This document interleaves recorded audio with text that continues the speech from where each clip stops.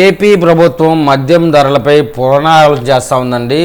ఒకే rate మా బార్లలోనూ మామూలు మద్యం షాపుల్లోనూ ఒకటే రేటు ఉండే విధంగా పునరాలోచన చేస్తూ ఉందని చెప్తున్నారు. ఏపీలో మద్యం అమ్మకాల విషయంలో ఎక్సైజ్ శాఖ కొత్త ప్రతిపాదనలు అయితే చేసింది. నూతన బార్ పాలసీపై కసరత్తు మొదలుపెట్టింది. గత ప్రభుత్వ హయాంలో తీసుకొచ్చిన విధానాల్లో భారీగా మార్పులు సూచిస్తూ ఉంది. ఆగస్టుతో ముగియనున్న లైసెన్సుల గడువు ముగుస్తుంది. ఈసారి ఫీజులు తగ్గించే యోచన చేస్తుంది. ఆదాయ నష్టం, అక్రమాలు లేని పాలసీ దిశగా కార్యాచరణ అయితే సిద్ధం చేస్తుందని చెబుతున్నారు. కొత్త ప్రతిపాదనలు ప్రభుత్వం ముందు ఉంచుతూ ఉంది.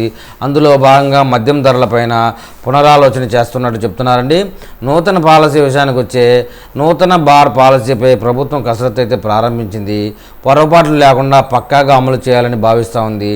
అందులో భాగంగా పలు ప్రతిపాదనలపై అధ్యయనం చేస్తూ ఉంది.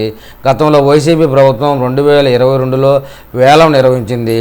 బార్లు కేటాయించే విధానం కూడా తీసుకొచ్చింది.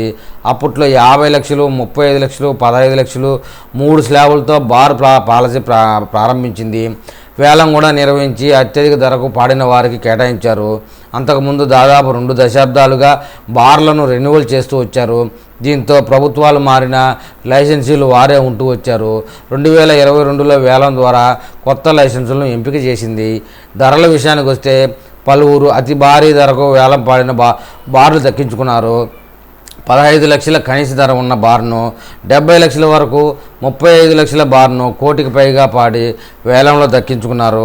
కానీ అంతంత ఎక్కువ ఫీజులతో వ్యాపారంలో నష్టం రావడంతో అనేక మంది మద్యం లైసెన్సులు వదిలేసుకున్నారు. ఫలితంగా రాష్ట్రంలో ప్రస్తుతం 53 బార్లు ఖాళీగా మిగిలిపోయాయి.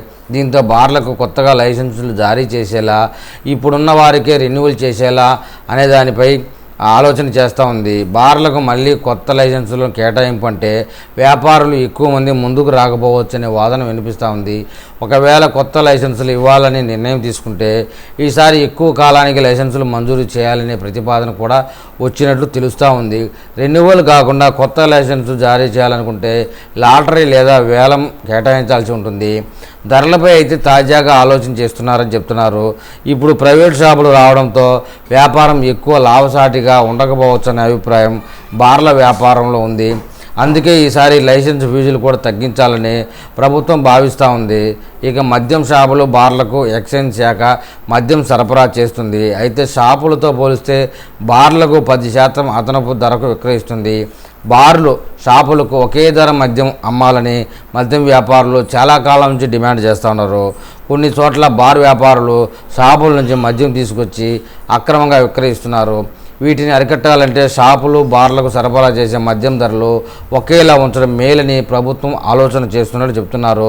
ఈ ప్రతిపాదనలపైన మరింతగా కసరత్తు తర్వాత ప్రభుత్వం తుది నిర్ణయం తీసుకునే అవకాశం ఉంది.